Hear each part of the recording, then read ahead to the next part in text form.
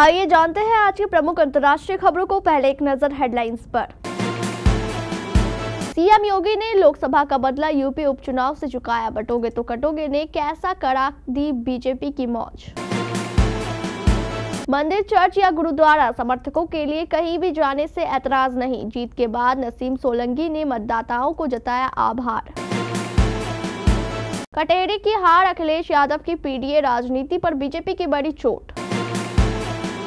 पाकिस्तान के खैबर पख्तूनख्वा में आतंकी हमले के बाद 2 समुदायों में हिंसा, अब तक 37 लोगों की मौत। इजराइल के हमले में लेबनान में 28 लोगों की मौत। बेरूत में इमारत पर मिसाइल अटैक। यूक्रेनी सेना को कुर्स्क में बड़ा झटका, रूस ने वापस छीना कब्जे वाला 40% इलाका। सुनीता विलियम्स और बुच विलमोर के सामने स्पेस में खाने का संकट, अपने ही मूत्र से बना सूप पीकर कर रहे हैं गुजारा।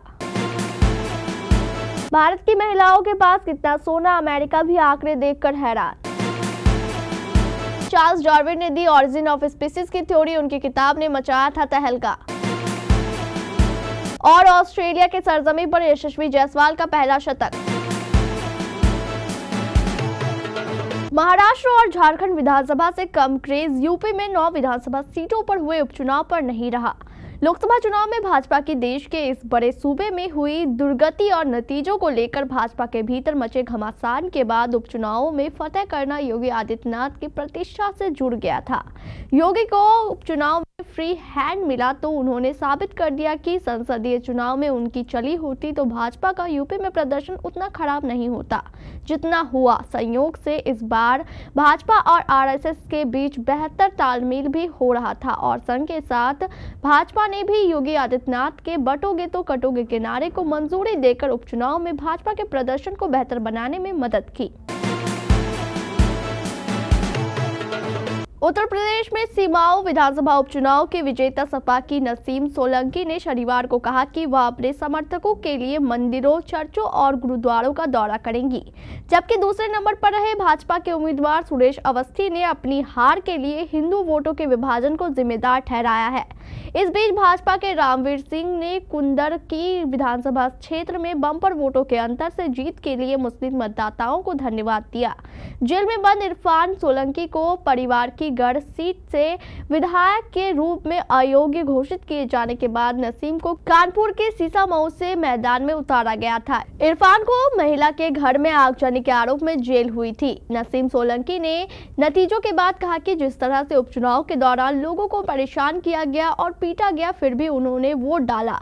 मैं उन्हें सलाम करती हूं। मैं पार्टी कार्यकर्ताओं और सबसे बढ़कर पार्टी अध्यक्ष को यह मौका देने के लिए धन्यवाद देती हूं। ये सीट मेरे पति इरफान सोलंकी की है। मैं उनके अधूरे कार्यों को पूरा करूंगी। उत्तर प्रदेश के अंबेडकर नगर की कटेहरी विधानसभा सीट पर अखिलेश यादव की रणनीति फेल होती दिख रही है। लोकसभा चुनाव में अंबेडकर नगर और फैजाबाद और पूर्वांचल के इस इलाके की अधिकांश सीटों पर भाजपा को करारी हार का सामना करना पड़ा। इन सीटों पर समाजवादी पार्टी की जीत के पीछे अखिलेश यादव की पिछड़ा दलित अल्पसंख्यक यानी पीडीए पॉलिटिक्स खूब चली। अखिलेश यादव एक बार फिर विधानसभा उपचुनाव में पीडीए पॉलिटिक्स पर चलाने की कोशिश की। लालजी वर्मा की पत्नी शोभावती वर्मा को चुनावी मैदान में उतारकर पिछड़ा पॉलिटिक्स को साधने का प्रयास किया गया, लेकिन भाजपा की राजनीति ने लालजी वर्मा के दुर्ग को ढहा दिया। समाजवादी पार्टी ने लोकसभा चुनाव 2024 के दौरान जमकर खेल किया। अखिलेश यादव ने पीडीए पॉलिटिक्स को साधते हुए लालजी वर्मा को चुनावी मैदान में उतारा। कटेहरी विधायक लालजी वर्मा ने इस सीट से चुनावी मैदान में उतरकर भाजपा की सभी राजनीति को काट दिया। लालजी वर्मा के लोकसभा चुनाव में जीत के बाद कटेहरी सीट खाली हुई। 20 नवंबर को उपचुनाव की वोटिंग हुई। इस दौरान लालजी वर्मा का असर दिखा। पाकिस्तान के खैबर पख्तूनख्वा में पिछले 24 घंटों में जनजातीय सांप्रदायिक हिंसा में 37 लोगों की मौत हो गई, जबकि 30 लोग घायल हो गए। सरकारी अधिकारियों ने कहा कि शांति बहाल करने के लिए स्थानीय और जनजातीय बुजुर्गों के साथ बातचीत सफलतापूर्वक आगे बढ़ रही है।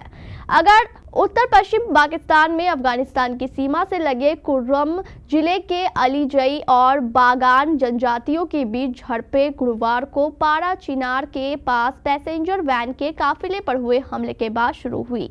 एक सरकारी प्रवक्ता ने कहा कि मुख्यमंत्री अली अमीन गंदापुर ने क्षेत्र में स्थिरता सुनिश्चित करने के लिए बातचीत और वार्ता के माध्यम से सभी मुद्दों को हल करने के स्पष्ट निर्देश जारी किए हैं।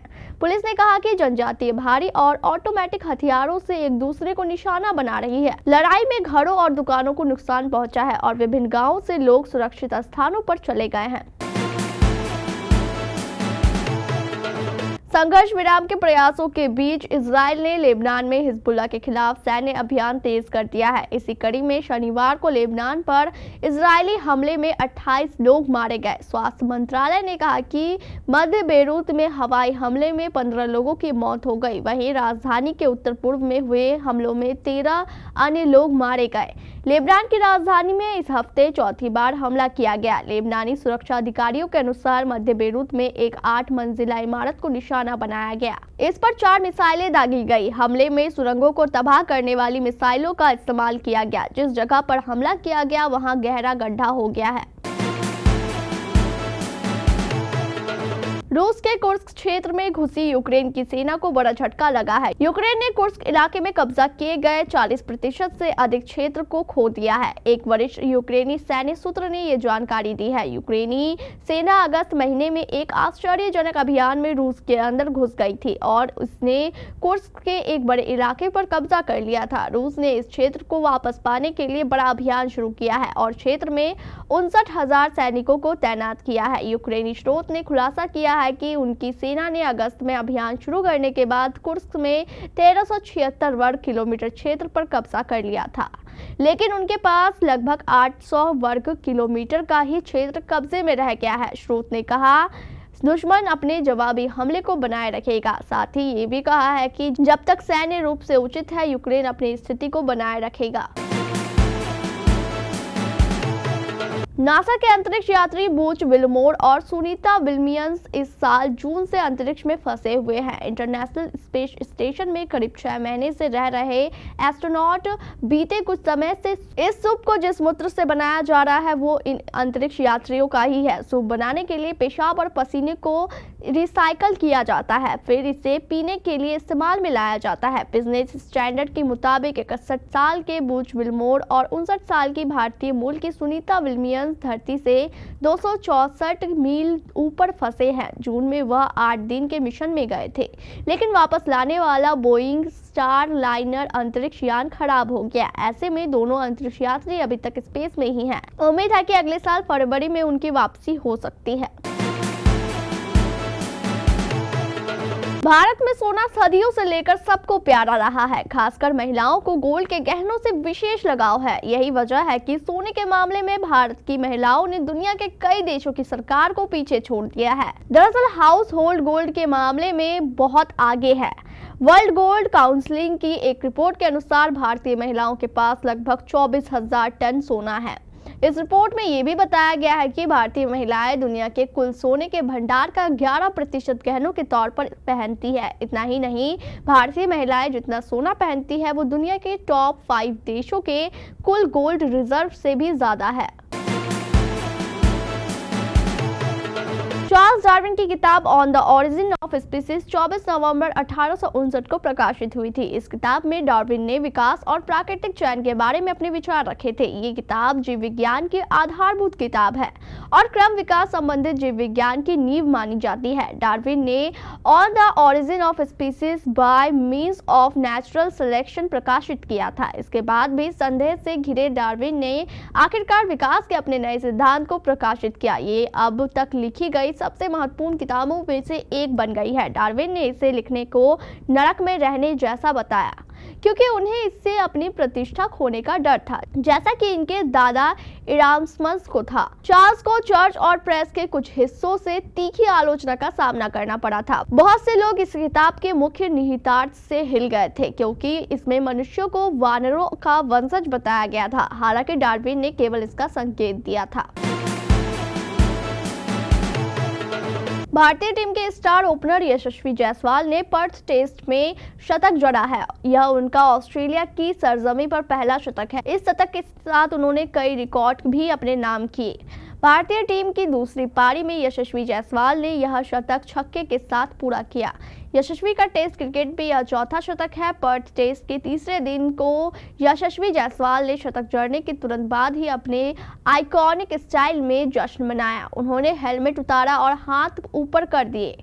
यह देख भारतीय टीम का ड्रेसिंग रूम भी गदगद हो गया। यशस्वी का यह शतक 250 गेंदों में 8 चौकों और 3 छक्कों की मदद से आया।